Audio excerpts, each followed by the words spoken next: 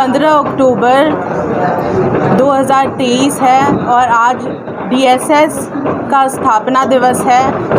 और आप सभी को मेरा अभिनंदन और शुभेच्छा। मैं बस यही कहना चाहती हूँ कि मैं बहुत ही खुश और गर्वित महसूस करती हूँ, क्योंकि डीएसएस जो है झारखंडी समाज में डीएसएस जो है झारखंडी समाज की सेवा में बहुत अच्छी तरह काम कर रही है और झारखंड वासियों के लिए काम कर रही है। और मेरे पिता स्वर्गीय दुर्गा सोरेन जी की नीतियों को लेकर हम आगे बढ़ रहे हैं।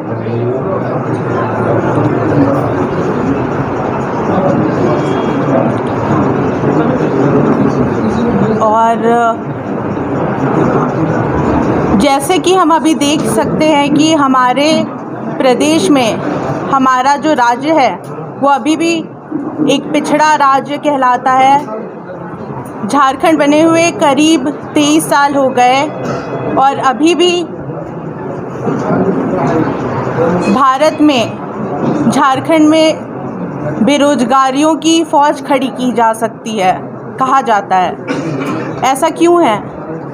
ऐसा इसलिए है क्योंकि हम अपने प्रदेश में बाहरी अरबपति व्यापारियों को यहाँ आने का मौका देते हैं और हमारे खनिज संसाधनों को लूटने से नहीं रोकते। ये एक बहुत ही बड़ा कारण है कि हमारा राज्य जो है एक पिछड़ा राज्य बन गया है। और हमारे जो झारखंड के लोग हैं उन्हें ही इन खनिज संसाधनों का कोई लाभ नहीं मिल पा रहा। हम ये भी जानते हैं कि झारखंड बने हुए जो 23 साल हुए हैं उसमें कौन सत्ता में सबसे ज़्यादा समय तक रहा है।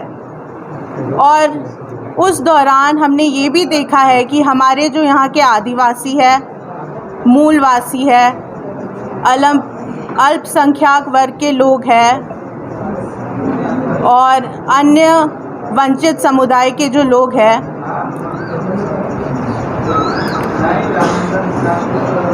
उनकी जो हक और अधिकार है उनको छीना गया है।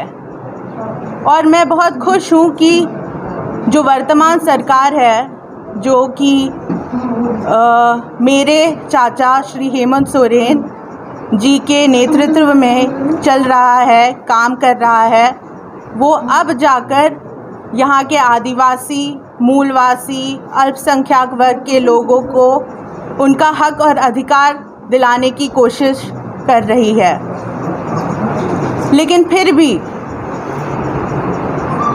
कुछ सांप्रदायिक ताकतें हैं जो इनके कामकाज में, इनके योजनाओं में बहुत बाधा डालने की कोशिश करती है। और हमें इन सांप्रदायिक ताकतें, जो बाहरी ताकतें हैं,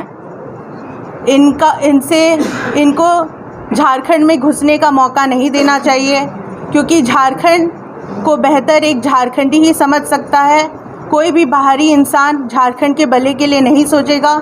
इसलिए हम झारखंड वासियों को ये इनिशिएटिव लेना चाहिए कि हम अपने आप में ही एक सामाजिक और आर्थिक रूप में विकास लाएं, झारखंड को और मजबूत बनाएं और मेरे पिता स्वर्गीय दुर्गा सोरेन जी के सपनों का झारखंड बनाएं।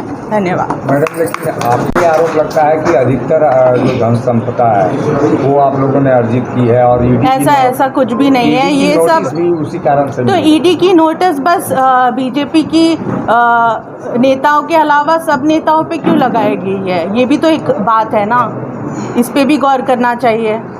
ये बस एक तरीका है लोगों को गुमराह करने का। यहाँ भारत में इतने सारे स्टेट्स में इतने अलग अलग किस्म के केसेस चल रहे हैं। रेप केस मणिपुर में, उज्जैन में अभी हाल फिलहाल में हुआ, लेकिन फिर भी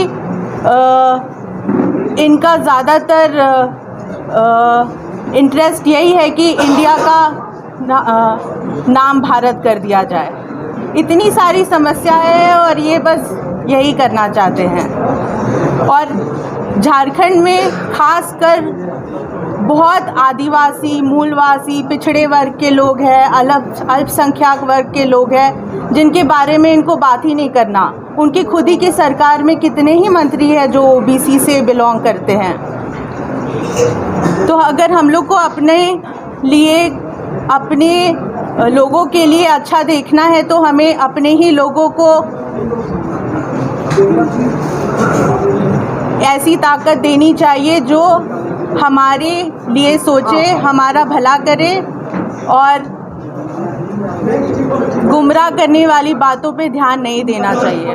ये सांप्रदायिक ताकत जो बोले कि आपके चाचा को डिस्टर्ब कर रहे हैं, जी क्या है सांप्रदायिक ताकत? एजेंसियों के पास पाने में क्या? जी, सांप्रदायिक ताकत वही ताकतें हैं जो धर्म के नाम पे राजनीति करके, लोगों को गुमराह करके, जय श्री राम बोल करके, वोट ले करके और ऑप्रेस्ड लोगों को और ऑप्रेस करने की ये एक तरीका है। क्योंकि हम भी देखते हैं कि जो लोग धर्म के नाम पे राजनीति करते हैं वो खुद उस भगवान की तरह का एक रूप नहीं है। ये सब जानते हैं वो क्या करते हैं, कैसे पॉलिटिक्स करते हैं, कैसे लोगों जैसे अभी आप मणिपुर का ही हाल देख लीजिए। वहाँ की गवर्नमेंट ने बोला है कि वहाँ का कोई भी चित्र या वीडियो आप शेयर करने से बैन लगा दी गई है। और वो क्यों नहीं कर सकते? वो तो हमारा जन्मसिद्ध अधिकार है ना कि हम अपनी आवाज़ उठाएं।